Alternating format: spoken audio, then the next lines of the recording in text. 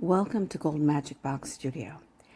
People often say you need to pick just one art niche to succeed, but I just couldn't do that.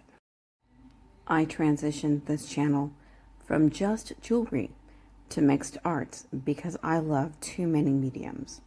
I have a designated workspace, but honestly, I create wherever and whenever I get the chance, starting with a simple drawing and coloring. Sometimes I just leave it as a plain pencil sketch, and that's just as satisfying to me.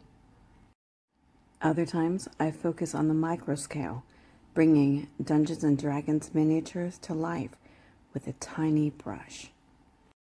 Other times it's all about the fun jewelry making, taking store-bought beads, charms, and wire to craft minimalist pieces.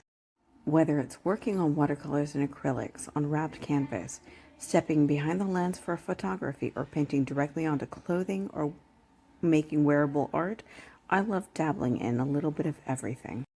If you are a creative who loves exploring different styles, you're in the right place.